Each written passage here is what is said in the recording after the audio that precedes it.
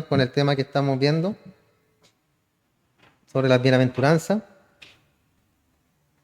La semana pasada, ¿cierto? Hablamos, o estamos hablando, mejor dicho, sobre qué es lo que es la felicidad según la palabra de Dios, ¿cierto?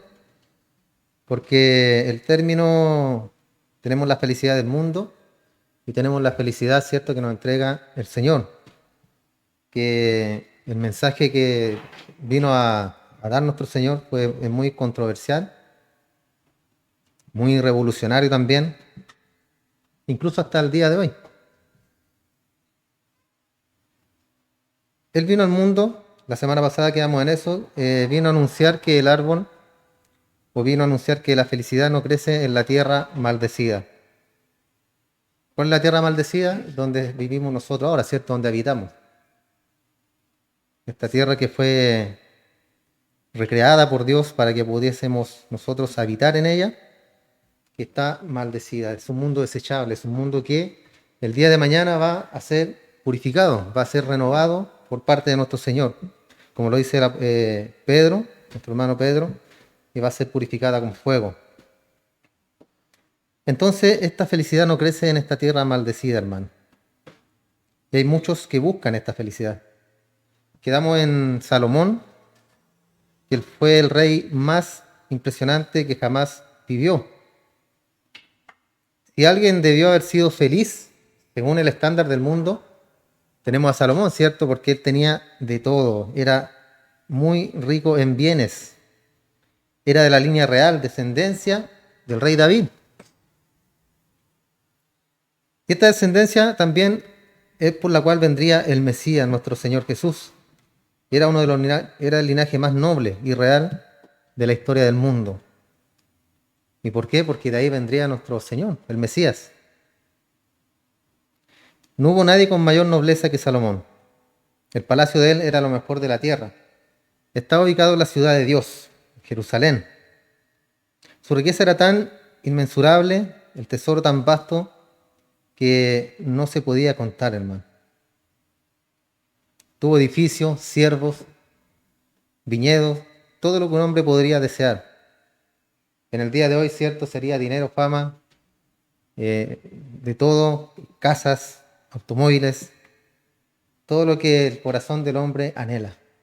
Pero sabemos que es algo pasajero y que ahí no está la felicidad. Mujeres, por ciento las tuvo Salomón. La inteligencia que él tenía, ¿para qué hablar de eso, cierto? Fue el hombre más inteligente que jamás vivió, el hombre más sabio que jamás existió en la tierra. Lo tenía todo él. Y en la evaluación del mundo, él lo tenía todo. Y debido a que era un hombre infinitamente feliz, lo único que tuvo que decir acerca de esto fue, ¿qué fue? ¿Me puede decir usted qué es lo que dijo Salomón de todo esto? Empieza con B corta. Vanidad. Vanidad de vanidad. Todo es vanidad, dijo Salomón. Y esta palabra vanidad, ¿sabe lo que significa, hermano? Significa vaciedad. O sea, para Salomón todo lo que él tenía no lo llenaba, no llenaba su espíritu. Sí llenaba su intelecto, ¿cierto? Era un hombre infinitamente rico, poderoso, tenía absolutamente todo lo que él pudiera desear o alcanzar en ese tiempo. Porque la vida del hombre no consiste en la abundancia de las cosas que posee. Eso lo dice en el Nuevo Testamento. La vida del hombre no consiste en la abundancia de las cosas que posee. Si usted, hermano, está buscando felicidad en los bienes del mundo, está buscando en el lugar equivocado. La semana pasada hablamos, recuerdan que siempre nos estamos fijando en los demás, siempre nos estamos fijando en qué es lo que tiene el otro, en qué que el vecino tiene un auto nuevo, en que el vecino que viajó por el mundo, en que el vecino que se compró el auto último modelo, que el vecino remodeló la casa o que se compró una casa en la playa. Son cosas que no importan, hermano. Claro, a nosotros, ¿a quién no le gustaría tener una casa en la playa? A mí me gustaría. ¿A quién no le gustaría tener el último auto del último modelo del año? A mí me gustaría, no lo niego, pero es necesario. ¿Te va a llenar eso tu corazón? Si bien es la felicidad, hermano, muchas veces adquirimos cosas materiales y nos sentimos felices, contentos de nuestros logros, pero el tiempo pasa y ya va quedando eso atrás. Y lo vemos como algo que ya pasó, como algo que en su momento nos dio cierto nivel de felicidad, pero es una felicidad mundana, una felicidad que nos sirve, que nos llena el corazón. La única felicidad que llena el corazón es la felicidad que nos entrega el Señor. Entonces, si estamos buscando felicidad en este mundo, estamos equivocados, hermano. Porque la felicidad no crece en esta tierra maldecida, no está acá. Las cosas físicas no tocan el alma, es imposible. Es un punto simple, pero profundo. ¿Me escuchó bien? Las cosas físicas no tocan el alma, no llenan el alma. Las cosas físicas, ¿cierto? No tocan el alma. Usted no puede satisfacer una necesidad espiritual con una cosa física. No podemos satisfacer nuestra necesidad espiritual con algo material. Eso no puede ser hecho, hermano. No puede ser hecho y la gente aún así trata de hacerlo porque están cegados. La palabra nos dice que el mundo está cegado, que están todos bajo el poder del diablo, del maligno, el príncipe que gobierna este mundo. Entonces, si es miserable en su matrimonio, vaya y cómprese un auto nuevo.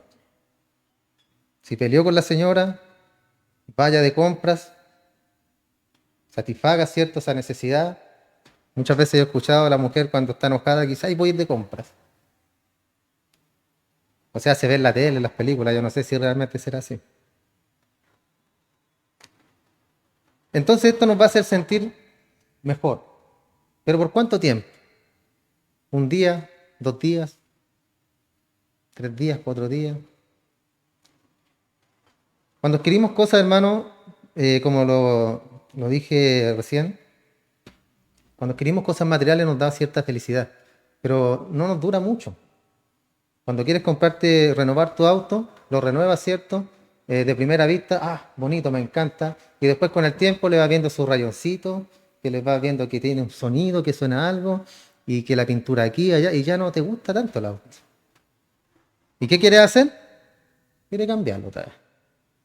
Entonces es una prueba tan simple, hermano, pero que nos puede ayudar a entender de lo que estamos hablando.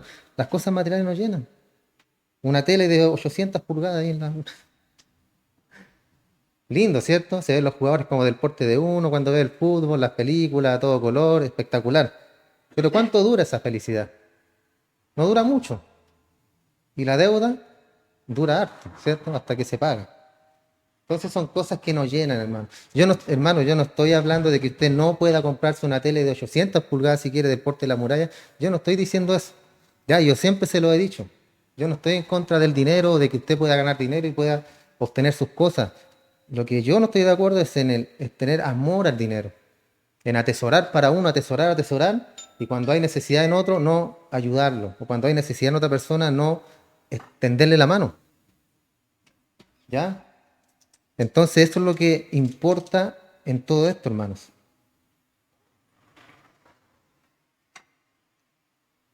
Y tampoco podemos hacer lo opuesto. Cuando usted tiene hambre, usted no quiere escuchar acerca de la gracia de Dios. ¿Qué es lo que quiere usted? Comer. Cuando nosotros, cuando tiempo atrás salíamos, ¿cierto?, a dar alimento a las personas en la calle, si bien se le daba una palabra, algo espiritual, también se le tenía que dar alimento. Porque si usted tiene hambre, usted no va a escuchar. No necesita algo espiritual, usted necesita comida. Cuando está en el desierto, usted está muriendo de sed, usted no quiere que alguien le hable acerca de la misericordia. ¿Qué es lo que quiere usted en el desierto? Muerto de sed. Una Coca-Cola heladita, ¿cierto? Usted quiere agua, no quiere cosas espirituales. Es lo opuesto. Usted no puede satisfacer entonces una necesidad física con una sustancia espiritual. Es tan ridículo pensar que usted puede satisfacer esa necesidad espiritual con algo físico. Eso no puede ser hecho, hermano. Las cosas que no pueden calmar el corazón en una tormenta no pueden proveer ningún tipo de bienaventuranza.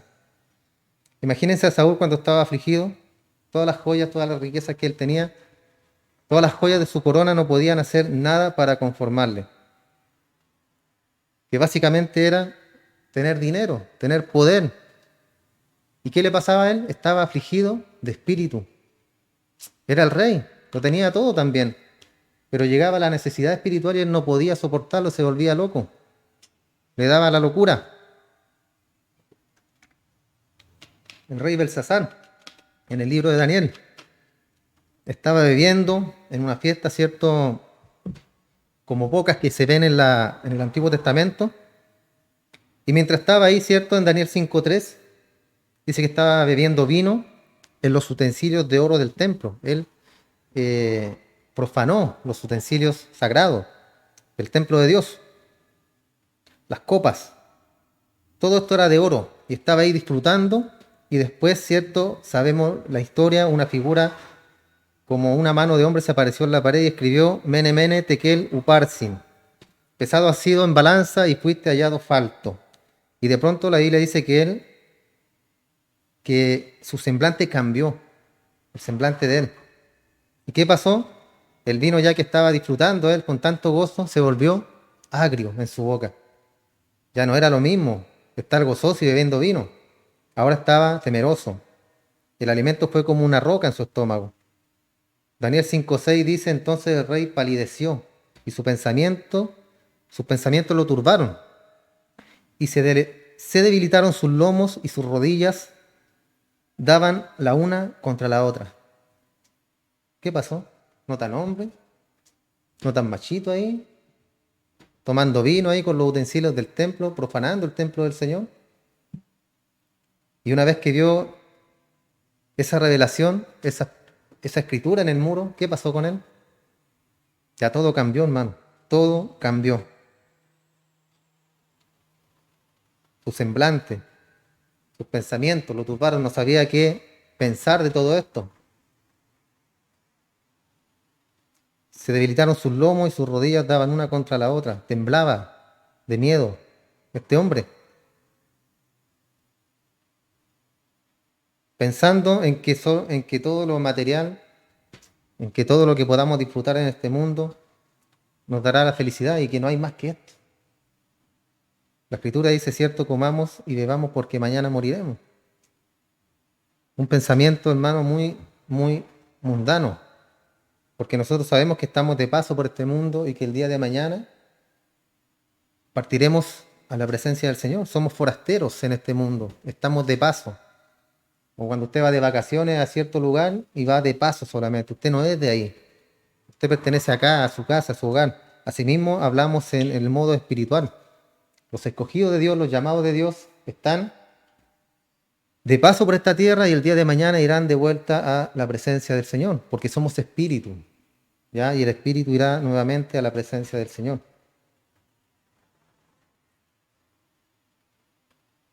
Uno de los grandes santos puritanos escribió unas cosas acerca de esto. Thomas Watson dijo: las cosas de todo el mundo no van a mantener en calma al afligido de espíritu, así como un pedazo de papel no detendrá una bala.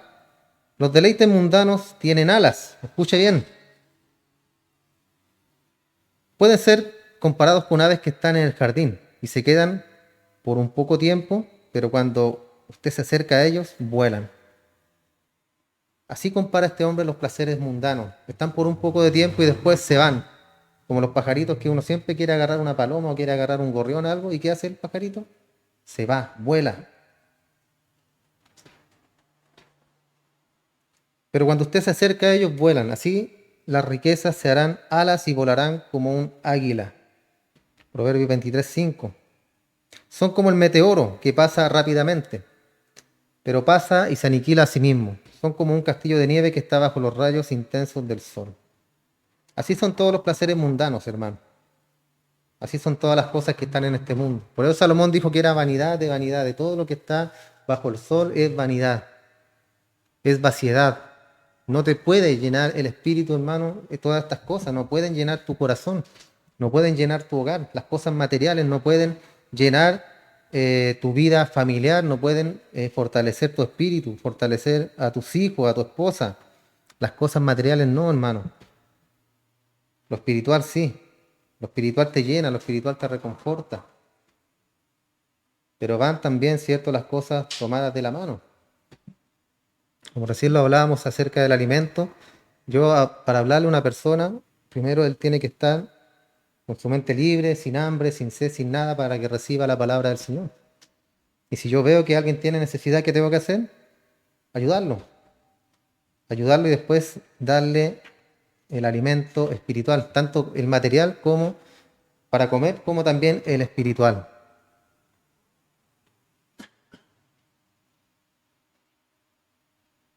Eclesiastés 5:13 dice: las riquezas son guardadas para el mal de sus dueños. ¿Escuchó bien? Las riquezas son guardadas para el mal de sus dueños. Así que si usted tiene riquezas guardadas, tráigalas aquí al altar.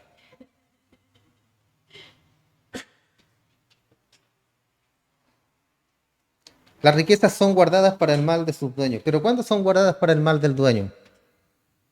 Cuando el dueño es un avaro, ¿cierto? Ahí las riquezas son malas. Ahí el dinero es malo cuando está en el corazón. Yo siempre he dicho, el dinero tiene que estar en el bolsillo para gastarlo, no en el corazón. Entonces no hay satisfacción en lo que el mundo ofrece. Cuando Jesús vino al mundo, Él no estaba ofreciendo las cosas del mundo. ¿Qué es lo que ofrecía Él? Como las bienaventuranzas, ¿cierto? Él estaba ofreciendo la felicidad. Él estaba ofreciendo salvación. En primer lugar, en primera instancia, salvación. Y después con el sermón del monte, Él estaba dando a entender cómo era y cómo se obtiene la felicidad. Porque en todo su sermón dice: bienaventurados, bienaventurados, los pacificadores, bienaventurados, o sea, felices, felices. ¿Quieres ser feliz? Haz estas cosas, decía Jesús. Entonces, no hay satisfacción en lo que el mundo nos pueda ofrecer. Jesús no estaba ofreciendo las cosas del mundo. Hay algunas personas que se presentan en la actualidad como cristianos que están ofreciendo las cosas del mundo, pacte con Dios, ¿cierto? Están ofreciendo prosperidad financiera, dinero, éxito. Y Jesús nunca, jamás ofreció esto. ¿Y cómo lo podemos ver? Fácil, el Sermón del Monte, que es lo opuesto a lo que los hombres ofrecen hoy en día. Que te dicen que Dios bendice, Dios prospera al dador, o Dios ama al dador alegre. Y tomando un texto, lo sacan de su contexto y predican un mensaje para que la gente dé, para que se despoje, incluso, hermano, en otros países, de sus propiedades, de sus autos, de todo lo que puedan tener, porque les predican que el dinero es pecado, les predican y les enseñan que tener cosas materiales es pecado. ¿Por qué? Porque Jesús no tuvo nada.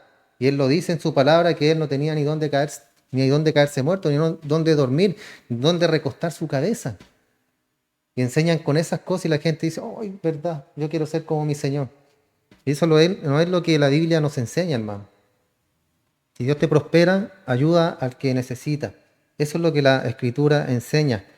La Escritura enseña a dar bendiciones tanto espirituales como materiales a quien podamos bendecir. Nos enseña a ser dadivosos, nos enseña a ser llenos de amor, de misericordia, de mansedumbre, de bondad. Eso es lo que nos enseña las Escrituras. Entonces estos hombres que están ofreciendo esta prosperidad financiera, dinero, éxito, la Escritura también dice que ya tienen su recompensa. ¿Y cuál es su recompensa? El dinero, disfrútenlo, gástenlo, cómprense un Rolls Royce, lo que quieran, casa en la playa, apartamento. Disfruten el dinero, dice el Señor. Ahí tienen su recompensa. Y el día de mañana despertarán junto a su Padre. ¿Quién es el Padre de ellos? El diablo. ¿Por qué? Porque el diablo es padre de mentira. Y el que predica mentira, hermano, es hijo del diablo. Básico, tan básico como eso, hermano. Entonces, todos estos hombres que tuercen la Escritura, hermano, yo no quisiera estar en los zapatos de ellos el día que el Señor venga. La palabra debe ser predicada tal y cual está, en su contexto, qué es lo que realmente quiere enseñar.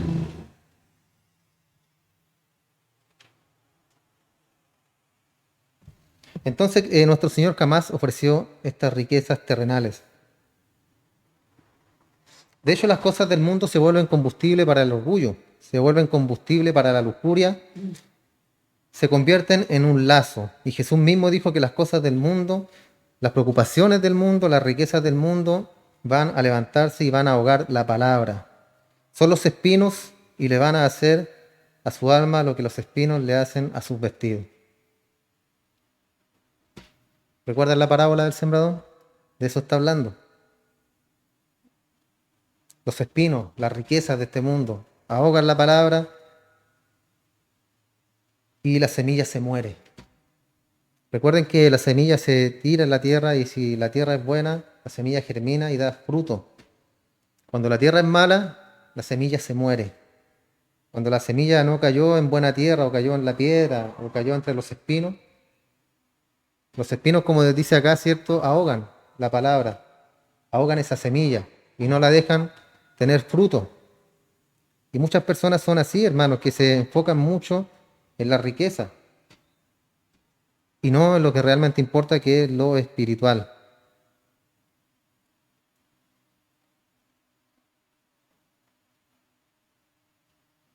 Entonces no hay satisfacción en esto, hermano, en lo que el mundo ofrece.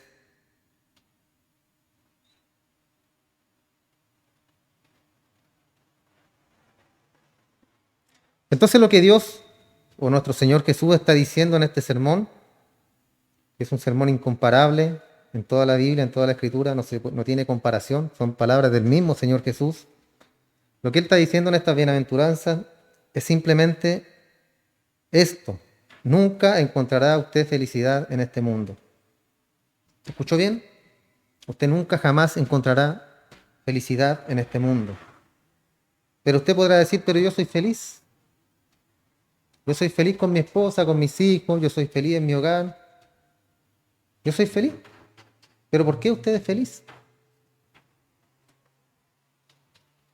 Usted es feliz, hermano, básicamente porque Cristo está con usted. Porque usted es un hijo de Dios. Por eso usted es feliz. Vemos al mundo, cierto, angustiado, que ya no tienen esperanza en nada. Vemos riñas, peleas, asesinatos todos los días, intolerancia en las personas. Por eso la Escritura nos manda a ser sal de la tierra. A nosotros nos manda a ser la luz del mundo, para sazonar este mundo. Aunque la gente no quiera escuchar la palabra del Señor, como lo dijimos recién, si es una mala tierra, no dará fruto la semilla. Nosotros somos solamente los sembradores. Usted siembra, usted lanza esa semilla.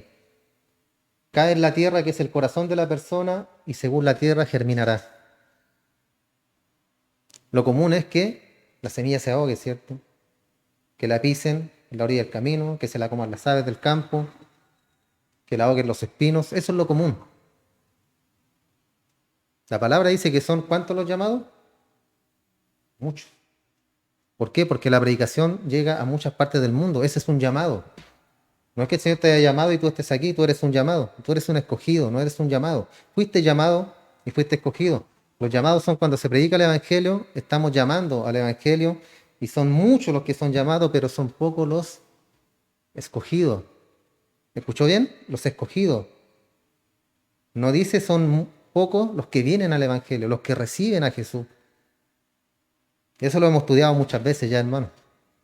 Son pocos los escogidos porque Dios es el que escoge, Él es el que elige. No depende del que corre ni del que quiere, depende solamente de Dios, que tiene misericordia.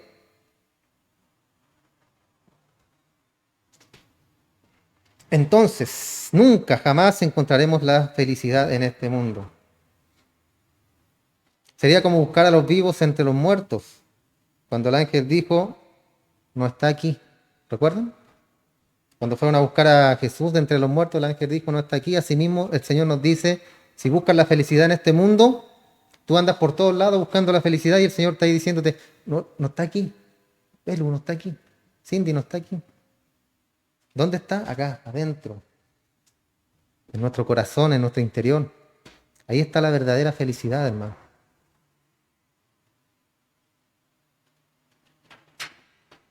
Entonces, tomando en cuenta esto, usted está buscando la realidad viva de la bienaventuranza real en la tierra. Usted está buscando al vivo entre los muertos y no está ahí. Debemos ascender a otro nivel, hermano. Pablo dijo de esta manera: si pues habéis resucitado con Cristo, buscad las cosas que están ¿dónde? ¿En la tierra? Dedícate a hacer fortuna, dedícate a ganar mucho dinero, buscar las cosas que están arriba, poner la mira en las cosas que están arriba, en los cielos, no en las cosas de la tierra. Juan lo dijo de esta manera: no améis al mundo ni las cosas que están en el mundo. No amen las cosas del mundo, hermano. No idolatremos las cosas del mundo. Otro día mi cuñado conversaba con él y ahí en su trabajo él decía que no le resultaba, ¿cierto? Porque él es enfermero y no le resultaba y que necesitaba ejercer su carrera. Y yo le decía, pero todo a su tiempo, ¿por qué te obsesionas tanto? Todo a su tiempo. El día de mañana a lo mejor vas a poder ejercer. Y si no es porque no era lo que, o sea, tú lo estudiaste, lo querías, pero a lo mejor no es lo que Dios tiene preparado para ti. A lo mejor es otra cosa. Entonces tienes que pedirle al Señor. Él tiene conocimiento del Señor, él estuvo un tiempo en la iglesia. ¿Qué pasó ahí? No lo sé, solamente Dios lo sabe. Otro día conversaba con él, lo hacía la invitación a que se acercara al Señor. Y le decía que cuando uno es un elegido de Dios, Él lo llama de alguna u otra forma. Lo llama como sea, de las orejas, con amor, con un ladrillazo, con lo que sea, lo va a llamar. Entonces a veces a las personas les cuesta un poco entender esto, hermano. ¿Por qué? Porque tienen sus ojos puestos en las cosas del mundo. Cuando alguien estudia una carrera, son pocos, hermanos, pocos los que estudian porque les gusta, porque les encanta hacer ese trabajo. La mayoría estudian porque es una carrera que va a ganar billete. Y no está mal, está muy bien. Siempre y cuando te guste y hagas tu trabajo como corresponde. Hay médicos que llega a dar vergüenza atenderse con ellos, ¿cierto? Porque parece que solamente trabajan por dinero, no se preocupan de la verdadera salud de las personas, de lo que la persona realmente necesita. Ahora todo es dinero, todo es plata. Que lo vas a ver para que te dé una hora para ir a los exámenes. Después tienes que ir a verlo para que te vea los exámenes. Después que no, sabes que te salió mal, lo repites. Y después otra hora y hay que volver a pagarle. Y así es la salud, hermano. Puro dinero, puro negocio. Es poco el médico que te dice, pasa, tocas la puerta, te veo los exámenes y te vas. Ya no hacen eso, hermano. ¿Por qué? Porque estudian para tener dinero. Y está bien porque eso es lo que ellos hacen y lo que ellos buscan, el dinero. Juan lo dice de esta forma, otra vez, no améis al mundo ni las cosas que están en el mundo. Ahí no hay satisfacción. La felicidad no está ahí. La bienaventuranza no está en la tierra maldecida, como lo hemos venido diciendo. Esta felicidad está en otro nivel.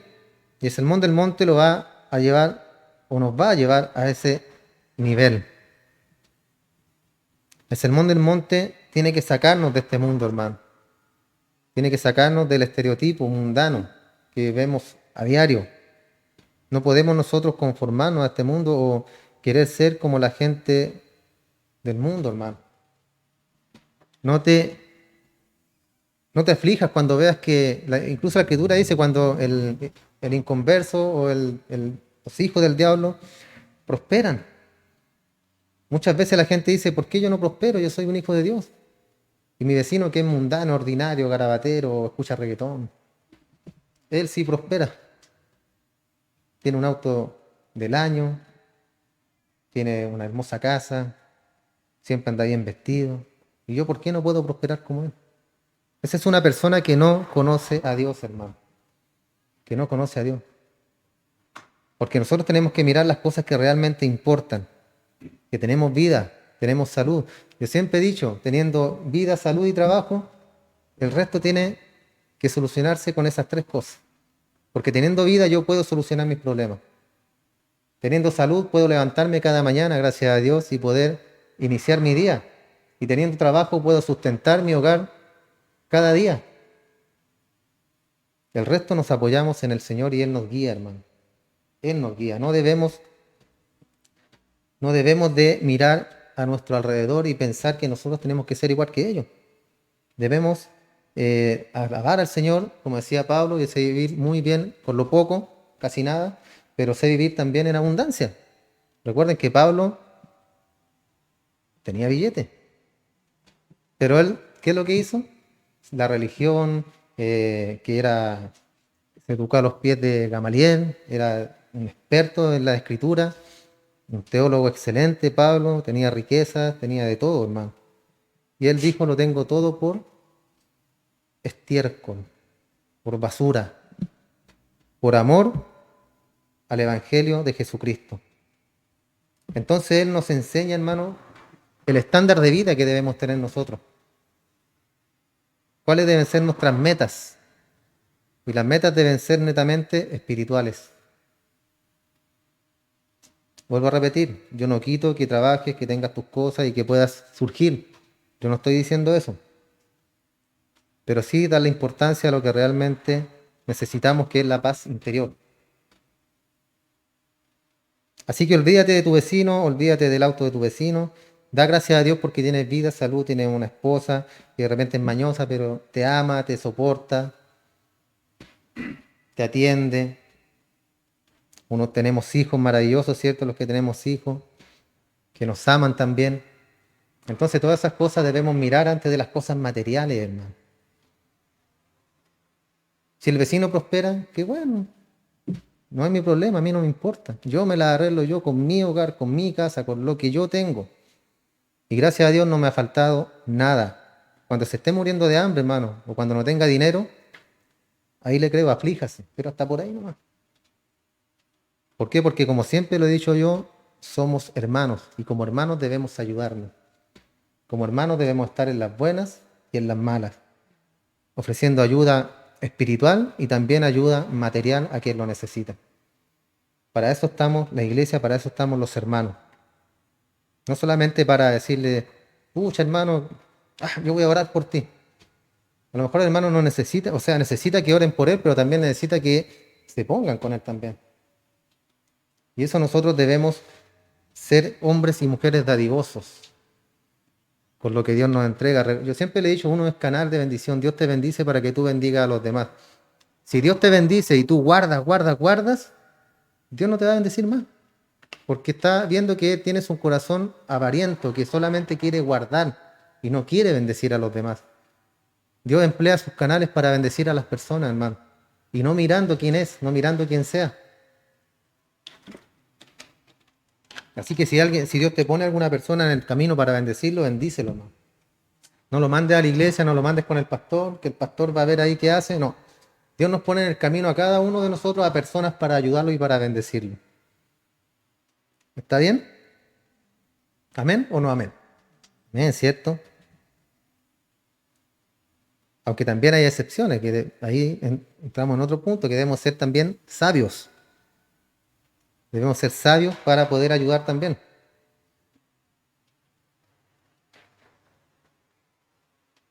Entonces esta bienaventuranza va a ir en contra de todo lo que usted oye por parte del vendedor, va a ir en contra de todo lo que usted lee en los titulares, en contra de todo lo que usted pueda ver en las redes sociales. Le va a dar a usted un estándar completamente diferente de vida, completamente opuesto con lo que el mundo dice. Entonces vamos a tener dificultades, hermano, al vivir si no nos aprendemos y no tomamos bien estos conceptos de la bienaventuranza. Porque a diario estamos siendo bombardeados por todas las personas que vienen del sistema del mundo. Tenemos personas, cierto, conocidas del mundo, no amigos, a veces los llamamos amigos porque tenemos cierto lazo, pero sabemos que no son amigos. Y esas personas tienen conceptos totalmente diferentes de los nuestros, de cómo nosotros vemos el mundo. Ellos lo ven de forma diferente. Por eso este mensaje, hermano, la bienaventuranza de Cristo es un mensaje revolucionario. Porque el mundo dice el que me la hace, me la paga. Pero la escritura nos dice el que me la hace, yo pongo mi otra mejilla. ¿Cierto? Si tu enemigo se está muriendo de hambre, qué bueno, dice el mundo.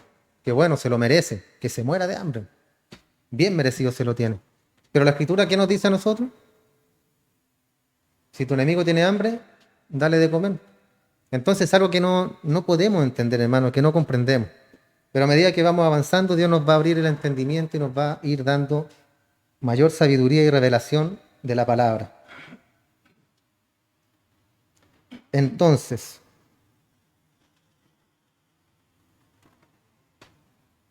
el contexto político, los judíos estaban esperando un Mesías. Nada más que su definición de Mesías era algún gobernante político. Eso es lo que esperaban ellos, los judíos, un gobernante político. Ellos estaban esperando que viniera alguien que llegara a Jerusalén en un caballo blanco y aplastara a los romanos y todos cayeran muertos. Y él guiaría una revolución grande, infinitamente más allá de lo que jamás habían oído. Inclusive más allá de la de Judas Macabeo y sus hijos, como cuando habían derrocado a Grecia temporalmente. Esperaban realmente un remolino de acontecimientos cuando el Mesías llegara. Tenían grandes expectativas de su Mesías, ellos, pero no sabían lo que le iba a pasar, hermano.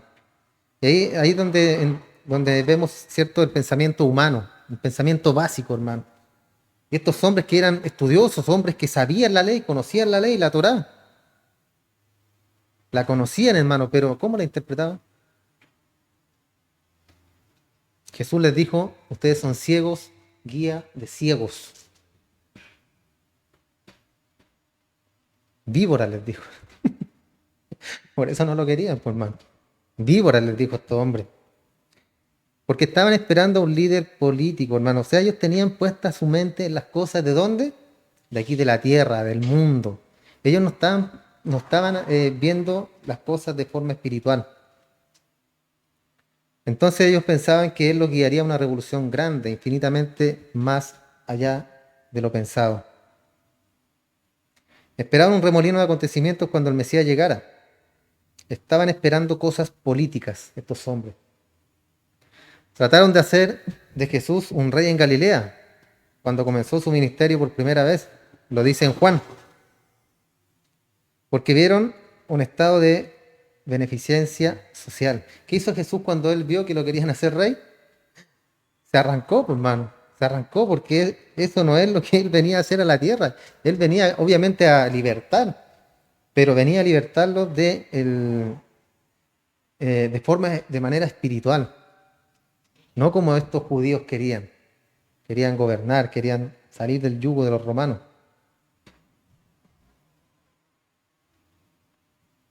Él alimentó a más de 20.000 personas y se aparecieron en la mañana siguiente para recibir desayuno gratis. ¿Recuerdan que eso les gustaba? Andaban detrás de él, ¿por qué? Porque había comida gratis. Pensaban que era lo más maravilloso que jamás habían visto. Este hombre iba a alimentarlos. Y como suena esa palabra que a todos les gusta, como dice mi hermano Franco, si es gratis.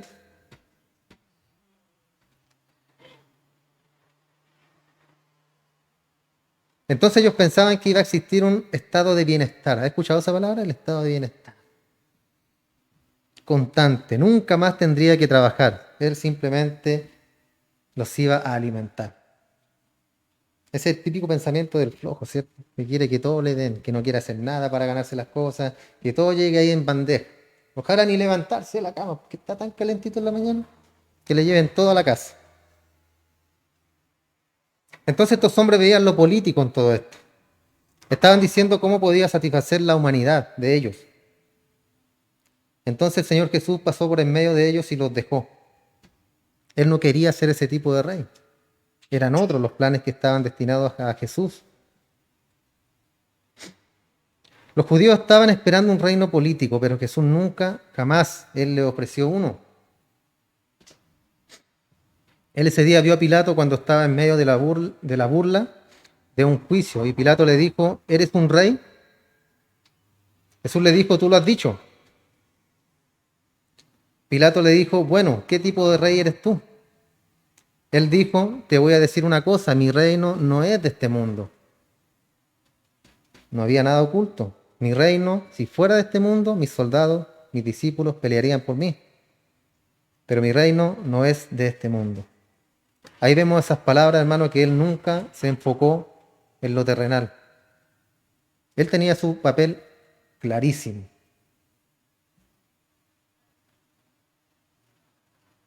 Entonces él no estaba tan preocupado como cambiar la estructura como lo estaba en el interior. Y esto es lo que dice en su primer sermón. No hay política en el Sermón del Monte, hermano, en absoluto. No hay política en todo eso. No hay una referencia al aspecto social o político del reino. Ni una sola. Los judíos estaban tan preocupados por la política y por la vida social. Ese era su enfoque, que estaban cegados espiritualmente. Y es lo que nosotros debemos de evitar, hermano. No enfocarnos o no meternos tanto en las cosas del mundo. Tiene que haber un equilibrio en nuestra vida espiritual y en nuestra vida mundana. Un equilibrio en todo aspecto de la vida.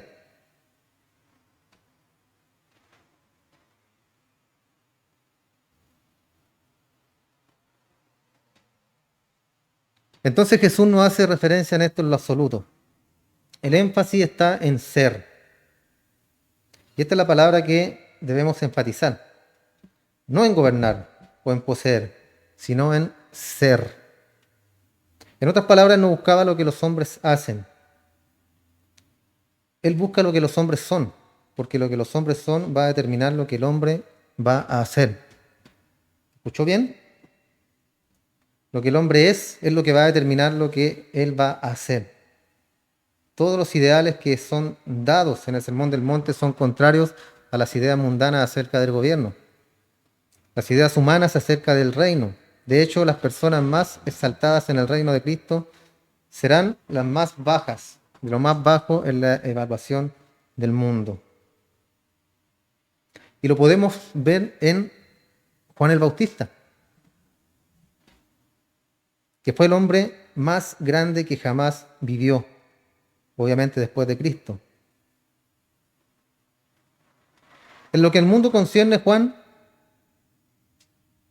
no era nada más que un loco, ¿cierto? Que predicaba en el desierto, que comía langosta, que andaba vestido con una piel, parecía un cavernícola, como un traje de Tarzán, comiendo insectos. Y él ni siquiera era parte del sistema religioso, era como un predicador, solo ahí que andaba anunciando el mensaje. Pero ese mensaje que él anunciaba era parte de la revelación del Mesías. Por eso Jesús después dijo, cuando le hablaba con sus discípulos, ellos le dijeron, oye, vimos a otros predicando en tu nombre también. ¿Y Cristo qué les dijo? El que no es contra nosotros, por nosotros es. Así que déjenlo, que prediquen, que hablen, no importa. Entonces este hombre no pertenecía a este sistema religioso. Jesús dijo que él fue el hombre más grande que jamás ha vivido. Y él procedió a decir, pero no hay uno mayor que él. ¿Quién es? El menor, el más pequeño del reino. Los pobres en espíritu, los que lloran, los mansos, los que tienen hambre y sed de justicia, los que se sienten vacíos en su interior, esos que están llenos de misericordia también, los puros de corazón, los que hacen la paz, también los que son perseguidos y los que son calumniados. Y eso se oye para el sistema del mundo como una lista grande de perdedores, ¿cierto? Son perdedores. El mundo dice, demanda tus derechos, sé prominente, busca la cúspide, aférrate a tu orgullo, a tu ego. Y las bienaventuranzas dicen completamente lo contrario. Entonces, este es un tipo diferente de reino, inclusive promueve persecución, sin venganza. Bendice a aquellos que viven de esa manera. Es un reino espiritual. Entonces el aspecto político de este mensaje fue devastador, hermano, para ellos. Absolutamente opuesto a lo que ellos esperaban que el Mesías dijera. Se volvieron locos cuando vieron al Mesías colgado en la cruz. Este no es nuestro Mesías. Imposible que él sea.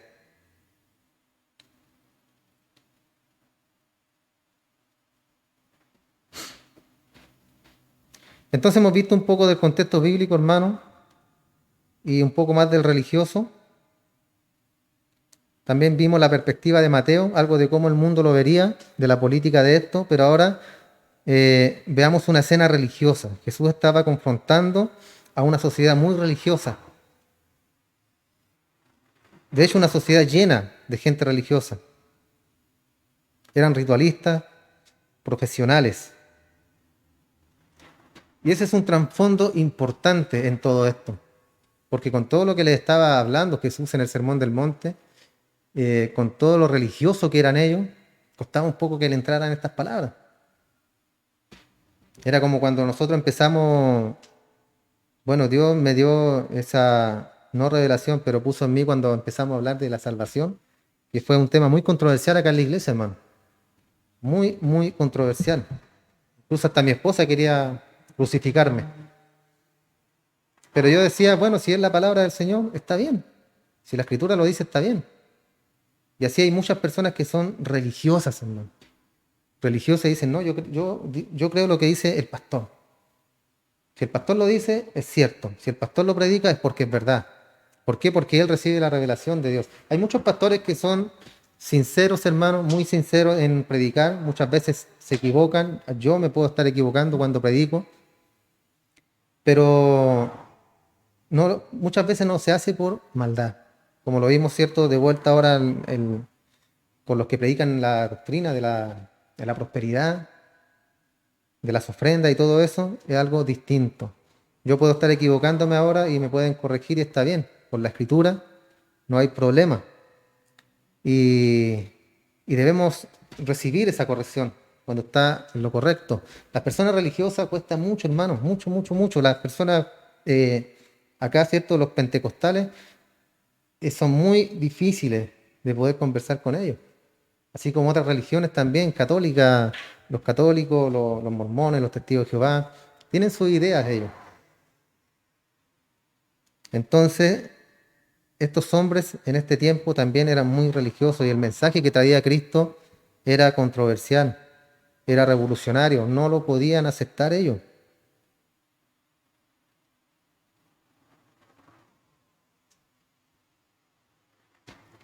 Entonces, él estaba confrontando a una sociedad religiosa, ritualistas profesionales. Había cuatro grupos en ese entonces, primordiales dentro de la religión del judaísmo, que eran los fariseos, los saduceos, los esenios y los celotes. En primer lugar, los fariseos creían que la felicidad se encontraba en la tradición o en el legalismo. ¿Ya? Ellos eran la escritura, la palabra, la tradición. Ese era, ahí estaba la felicidad. Ellos se aferraban al pasado. Ellos creían que la felicidad real venía mediante la obediencia a las tradiciones de los padres. Eso pensaban ellos.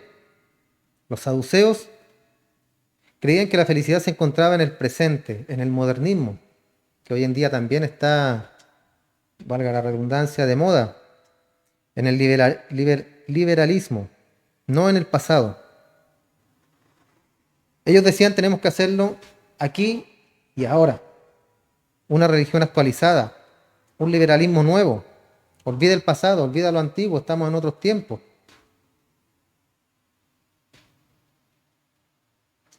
Y en un sentido, ambos tenían algo de verdad. Los fariseos tenían religión, la religión verdadera que tiene que estar basada en el pasado. Los saduceos tenían un poco de verdad porque la verdadera religión también tiene que operar en el presente, funcionar en la actualidad.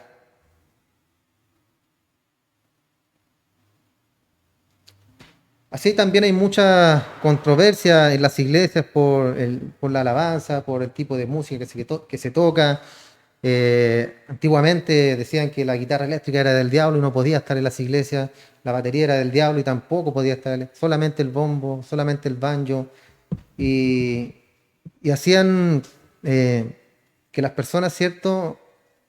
Muchos guitarristas que a lo mejor les gustaba su guitarra eléctrica, alabar al Señor con su guitarra eléctrica, pero no podían, porque hombres religiosos decían que no, que era del diablo la guitarra eléctrica. Entonces, en ese aspecto, en ese punto debemos nosotros también modernizarnos, hermano. Modernizarnos y poder adaptarnos a los tiempos que estamos viviendo hoy en día. Podemos ver una iglesia, ¿cierto?, que están tocando una alabanza con ritmo de cumbia. ¿Estará mal? Está mal, es del diablo porque esa música te insta a mover el cuerpo y te dan ganas de bailar. Y en Colombia, ¿cómo alaban al Señor? En África, cómo lo adoran? ¿Ha visto iglesias en África o en otras partes del mundo? Nosotros podríamos incluso tocar una cueca alabando al Señor. ¿Cuál es el problema? ¿Es del diablo? No es la música, hermano, es lo que está en el corazón de la persona y cómo se toma. Porque si fuera por eso deberíamos condenar a la gente en África que hacen unos bailes tremendos en la iglesia que uno dice, ¿cómo se le ocurre? Esto es profano, esto no se hace. Ellos están alabando al Señor, hermano. A lo mejor están ahí en su lugar, ¿cierto? Aplaudiendo, danzando, haciendo algo, pero está bien. Mientras todo se haga, como dice Pablo, en orden. Cuando hay desorden, cuando hay caos, hermano, y que uno se revuelca por allá, que uno está haciendo la cuncunita aquí, el otro el remolino acá. ¿Qué es eso? Desorden. Entonces nosotros debemos adaptarnos, hermano, a los tiempos que estamos viviendo. No estoy hablando de liberalismo, no estoy hablando de que todo se puede, de que todo es permitido dentro de la iglesia, no, no estoy hablando de eso. Pero sí debemos ser sabios, siempre les digo lo mismo, en todo aspecto, hermano, tanto en la iglesia, en nuestro hogar, trabajo, en lo que sea, hombres y mujeres sabios, para poder llevar todo esto. Después estaban los esenios. Dijeron, no, la felicidad está en la separación del mundo. Eso decían ellos. Se oye bien, ¿cierto? Separarse del mundo, vivir por allá en el campo tranquilo, sin bulla, sin nada, sin el vecino que le toque reggaetón. Y ellos estaban hablando acerca de la separación geográfica, o sea, salirse de la ciudad. Los esenios creían que debíamos salirnos de la ciudad, ir donde no había pecado. Qué pensamiento más perdido, ¿cierto? ¿Podremos nosotros ir a un lugar donde no hay pecado? ¿Por qué? ¿Por qué no? Supongamos que el cerro fulano aquí es virgen, no hay nada ahí. Ahí no hay pecado. Usted va para allá y hay pecado ya, porque llegó usted. Llegamos nosotros, hermano, y ya se echó a perder todo. Ya no es virgen, ya está con pecado, ya está contaminado. Porque el pecado, la contaminación está en nuestra carne, nosotros.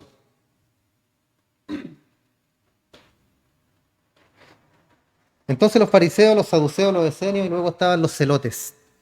Los celotes decían que la felicidad se encontraba en la rebelión política. La felicidad se encuentra en la revolución. ¿Les suenan conocidas esas palabras? Rebelión política, revolución. La felicidad se encuentra en derrocar el gobierno. Hay que derrocar a Roma, decían ellos. Y ahí encontraremos la felicidad porque vamos a gobernar nosotros. Como decía cierto personaje cuando estaban haciendo la constitución, ahora nosotros vamos a escribir la constitución y ustedes van a mirar solamente. Porque tenían mayoría. Entonces esto es lo que también pensaban ellos. Debemos derrocar al gobierno y gobernar nosotros con nuestros ideales. Nada más equivocado, hermano. Entonces, como podemos ver, los fariseos estaban diciendo, vamos hacia atrás, hacia la religión, hacia las tradiciones. Los saduceos estaban diciendo, vamos hacia adelante en el presente, aquí y ahora. Los esenios estaban diciendo, salgamos, vámonos fuera, donde no hay pecado. Y los celotes estaban diciendo, vámonos en contra del régimen, en contra de este gobierno de Roma que nos tiene aplastados, que nos sube los impuestos cada día, que nos ahogan con impuestos. Vámonos en contra de ellos.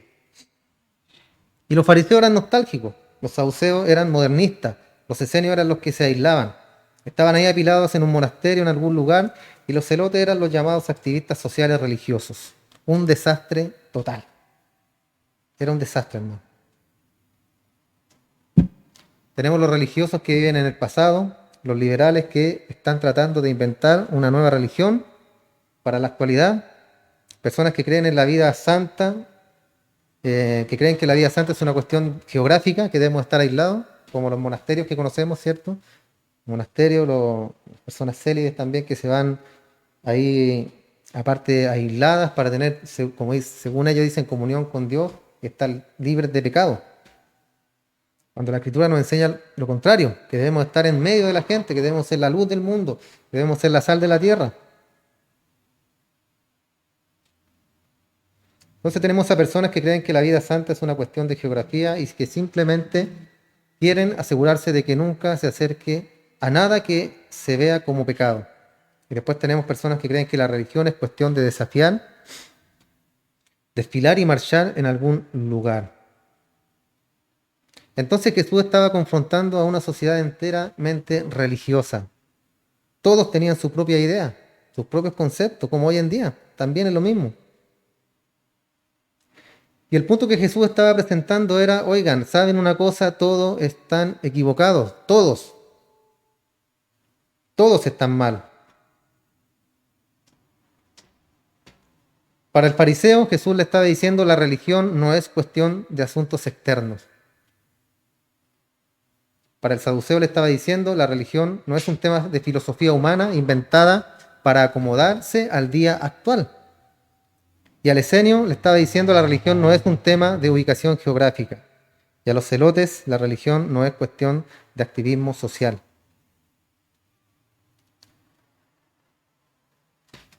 Lo que él estaba diciendo en esto era, mi reino está en el interior, dentro de nosotros, en lo interno.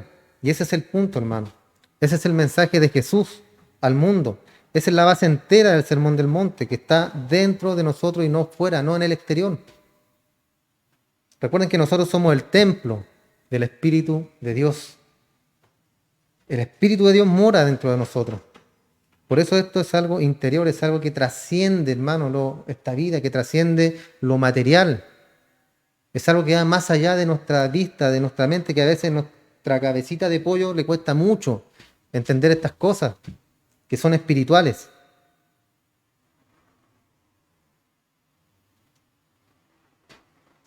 Entonces es algo interno y ese es el punto. Ese es el mensaje de Jesús al mundo. La base entera del Sermón del Monte es esto, que está adentro, no afuera. No rituales externos, no filosofía externa, no ubicación externa, ni monasterio, ni nada de eso. No activismo social, político, exterior. Esto es interno. Esto está dentro de nosotros, hermano. Lo que Jesús entonces está diciendo acá, esto abre las puertas del nuevo pacto acerca del cual Jeremías dijo, Dios escribirá su ley. ¿Dónde? ¿En la Biblia? Ahí escribirá la ley y ahí van a tener que aprenderla. Dios escribirá su ley en sus corazones, en lo interno. Eso es. Todo pensado en el interior de la persona. Entonces Jesús lo resumió al decirles, miren, los fariseos, los saduceos, esenios, celotes, toda persona, quien era un conglomerado de todo eso o estaba dentro de estos 4 grupos, quiero decirles algo a todos. A menos de que su justicia sea mayor que la de los otros, no entraréis en mi reino. Y ahí los mató a todos. Porque ¿quién se creía más justo? ¿Recuerdan la oración del publicano? ¿Y el religioso? Yo diezmo, Señor. Yo me porto bien. Soy un buen esposo. Le doy el billete a mi esposa para que compre alimento. Pago mis impuestos, Señor. Voy todos los domingos a la iglesia. Leo la Biblia. Oro. Eso soy yo, pues, Señor.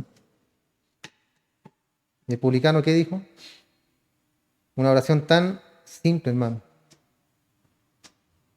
Él solamente reconoció que era un pecador y que necesitaba la gracia de Dios, hermano. ¿Dónde estaba afligido él? Su interior. Tenía aflicción de espíritu. ¿Por quién era él? Porque se daba cuenta quién era él. Y el religioso no se da cuenta. El religioso dice, no, yo estoy bien, yo estoy haciendo bien las cosas, yo hago todo lo que dice la Biblia, entonces yo estoy bien. Y ese no es un estándar, hermano. Porque todo es interior. Entonces, a menos de que tenga más a favor de ustedes que lo externo, no tienen parte en mi reino. Porque no hay bendición en esta tierra maldecida, como lo hemos dicho muchas veces ya. Todo está más allá de esto. Toda esta religión estaba lidiando con lo externo. La palabra religión significa que el hombre quiere llegar a Dios. Eso es religión. Ya, religar. El hombre quiere acercarse a Dios, el hombre quiere buscar a Dios y eso no es lo que Dios enseña. Dios se reconcilió con nosotros. Por eso no hay religión en esto, hermano. Entonces toda la religión está lidiando con lo exterior. El Sermón del Monte invade el pensamiento judío con un golpe al decirles que la bienaventuranza verdadera viene desde adentro, no desde afuera. Lo mismo es el caso de la actualidad. No encuentra consuelo en el hecho de que tiene una teología correcta. Los liberales no pueden consolarse a sí mismos con el hecho de que tienen una nueva teoría o que la Biblia no es la palabra de Dios. Un hombre no puede consolarse a sí mismo en el hecho de que se ha alejado del mundo y se ha mudado a un monasterio y se sienta ahí, ¿cierto? Contempla a Dios sin distracciones de las cosas del mundo. Y un hombre puede consolarse a sí mismo porque cree que es un activista social y ande por todos lados tratando de enderezar a la sociedad, haciendo proselitismo también. Estas no son las cosas que Jesús busca en nosotros, hermano. O en últimas, todas las cosas que tienen parte de la verdad y necesitamos estar involucrados socialmente, eso es cierto. Necesitamos estar apartados para Dios, también es cierto, pero no al extremo, hermano. Todo esto no es al extremo. Debemos ser actuales también. Necesitamos estar basados en el pasado también, pero en y por sí mismo son cosas externas. Y Dios busca lo interior. Debemos estudiar la Escritura que es del pasado, ¿cierto? Debemos enfocarnos en ello, debemos traerla a la actualidad. Debemos ser hombres sabios que podamos entender y podamos también enseñar las Escrituras, hermano. Debemos apartarnos para el Señor también, pero no al extremo, como lo hacían estos hombres. ¿Y por qué lo hacían? Porque eran religiones. Eran hombres y mujeres religiosos. Y eso es lo que no debemos ser nosotros, hermano, religiosos. Tampoco libertinos. Los extremos siempre serán malos. El extremo siempre será malo, hermano. Por eso debe haber un equilibrio en nuestra vida, en nuestra relación con el Señor. Siempre un equilibrio. ¿Escuchó bien? No irse al extremo de cada punto, sino un equilibrio basado en la Escritura. Hasta ahí llegamos hoy. Damos gracias al Señor por su palabra, hermano.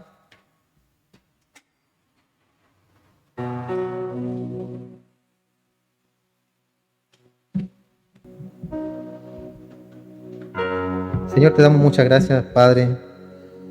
Eres bueno, Dios, eres misericordioso. Nos has mantenido hasta el día de hoy por tu gracia y por tu misericordia.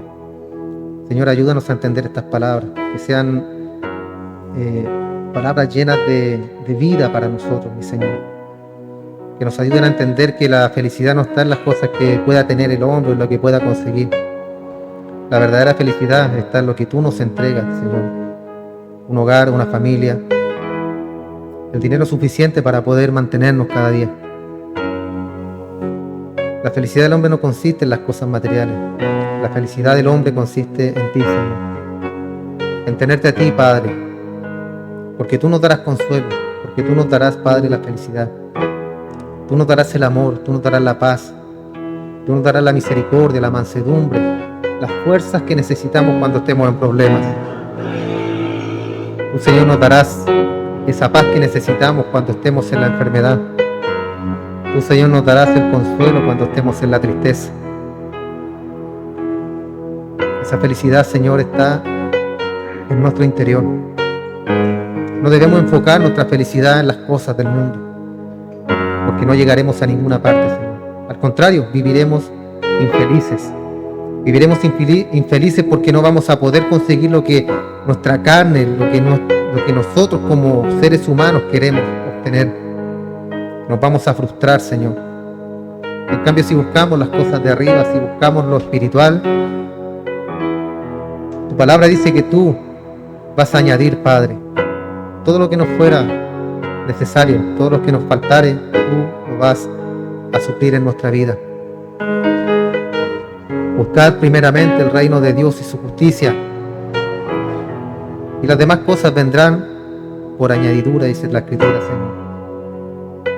Estas cosas se consiguen con fe, teniendo fe y creyendo en tu palabra, Señor.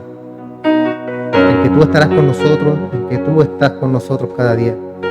Eres un Dios del presente, Señor. Yo soy el que soy, así te revelaste ante Moisés. Y así te conocemos nosotros.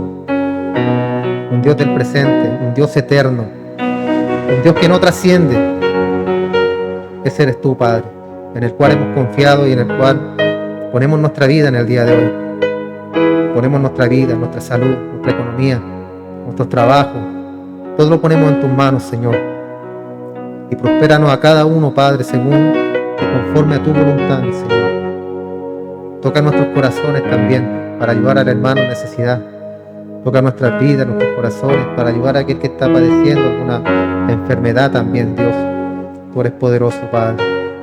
Poderoso para suplir todo lo que nos haga falta en Cristo Jesús. Gracias, Señor.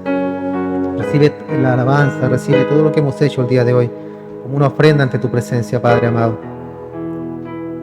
Ayúdanos en la semana a enfrentar una semana, unos días más, Señor, de vida, en el trabajo, en todo lo que tengamos que hacer, Padre, que siempre te pongamos a ti por delante, Señor, en nuestros trámites, exámenes, trabajo, lo que tengamos que hacer, siempre tú estés por delante de nosotros, Señor, y que podamos hacer las cosas conforme a tu voluntad. Gracias, mi Señor. Te alabamos, te bendecimos, te damos gloria y te damos honra en esta hora, Dios. En el nombre de tu Hijo amado, nuestro Señor Jesús. Amén y amén. Gracias, Señor. Dios les bendiga, hermano.